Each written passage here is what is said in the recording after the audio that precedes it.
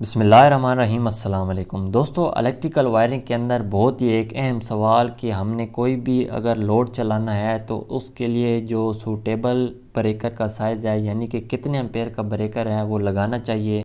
तो आज मैं आपको दोस्तों ये छोटा सा कुलिया बताने वाला हूँ। इंशाल्लाह अगर ये आपने वीडियो देख ली तो मैं गारंटी के साथ ये कह सकता हूँ कि आइंदा आपको इलेक्ट्रिकल वायरिंग के अंदर ये जो सवाल है पूछने की ज़रूरत नहीं पड़ेगी।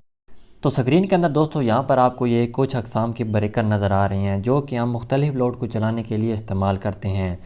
तो दोस्तों फ़र्ज़ कर लें, ठीक है, आप एक कमरे की वायरिंग कर रहे हैं। कमरे की वायरिंग करने से पहले आपने डिसाइड करना होता है कि आपका जो लोड है वो कितना है कमरे के अंदर।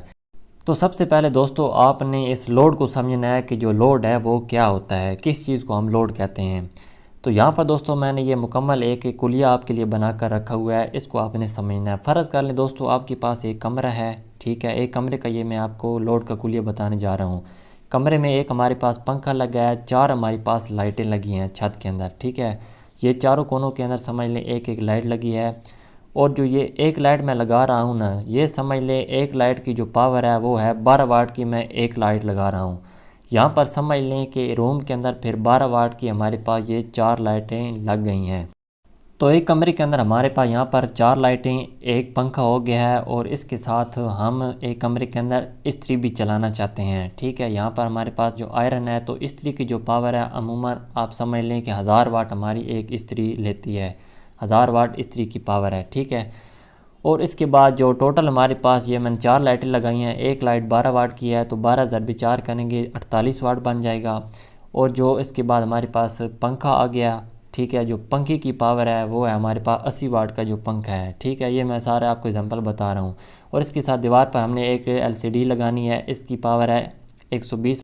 और मिसाल के तौर पर इसके साथ आप कोई और छोटा मोटा लोड हो गया, टेबल फ़ैन या मोबाइल चार्जर वगैरह, ठीक है, इस छोटे लोड को आप 100 वाट मान के तसव्वुर कर लें।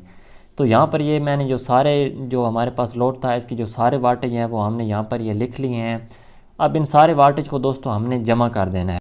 तो अब इस सारे लोड की ये जो वाट बने हैं ना, इन सब को हमने आपस में जमा करके ये हमारे पास कुल मिला के 1348 वाट बन गया है। यानी कि ये हमारे पास जितना एक कमरे के अंदर लोड है वो 1348 वाट है। तो अब यहाँ पर हमने इस 1348 वाट के लोड को चलाना है, तो इसके लिए हमने करंट निकालना है। यानी कि इस 1348 वाट के लोड को चलाने के लिए कितने एम्पेयर का जो ब्रेकर है वो सूटेबल रहेगा।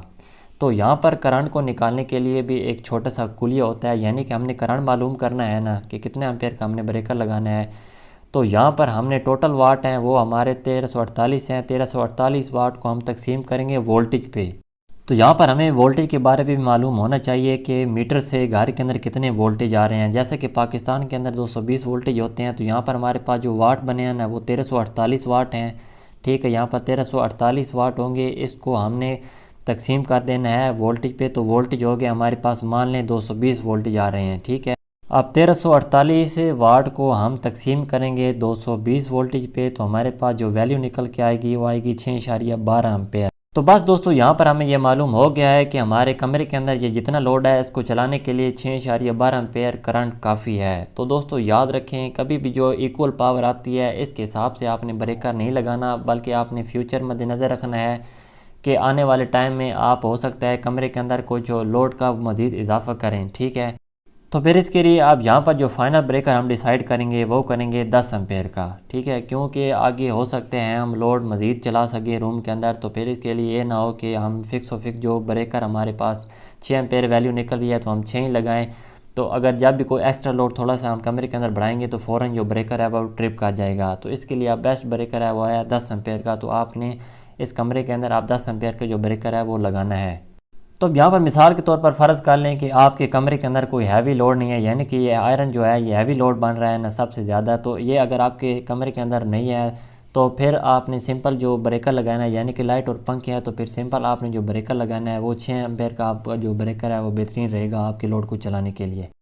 तो इस तरीके से जहाँ भी कमरे के अंदर कोई हैवी लोड वगैरह नहीं होता, सिर्फ नॉर्मल लोड होता है छोटा मोटा, तो वहाँ पर ये हम 6 एम्पेयर का ब्रेकर लगाते हैं। जैसे कि हर ब्रेकर के ऊपर ये इसकी वैल्यू लिखी होती है C, यानी कि यहाँ पर आप देख रहे हैं C6, तो इससे मुराद ये 6 एम्पेयर का ब्रेकर है।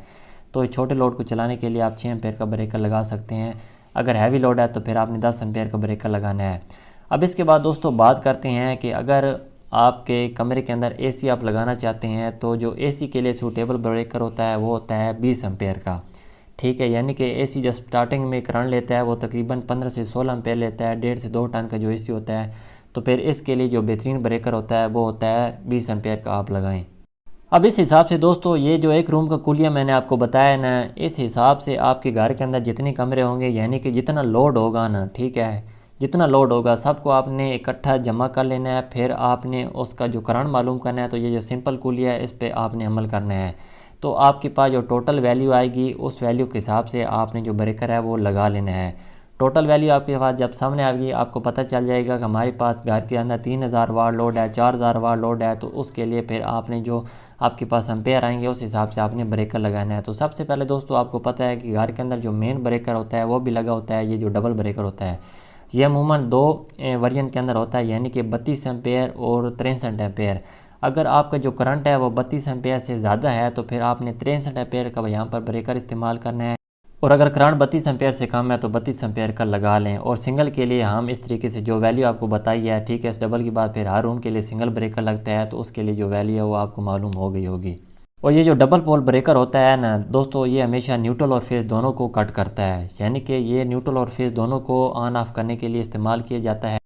जबकि ये जो सिंगल ब्रेकर होता है सिर्फ और सिर्फ एक वायर के बीच में, यानी कि फेस वायर के बीच में इसको लगाया जाता है। मान लें कि मेरे पास फेस वायर है तो फेस वायर इसके नीचे से ऊपर से आप इन और आउट ले सकते हैं। यहाँ से इन करेंगे ऊपर से आउट कर सकते हैं, ऊपर से इन करेंगे नीचे से आउट कर सकते हैं।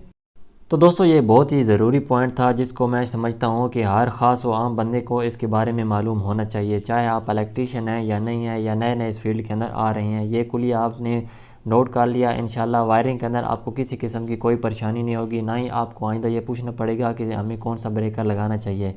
दोस्तों मैंने अपनी तरफ से पूरी कोशिश की है जितना आसानी के साथ हो सकूँ आपको गाइड करूँ। अगर आप समझते हैं इस वीडियो से आपको कुछ सीखने को मिला है, मेरी सपोर्ट अपने इल्म इजाफे के लिए चैनल को सब्सक्राइब करके साथ घंटी को दबा दें। मिलते हैं नेक्स्ट वीडियो में। अल्लाह।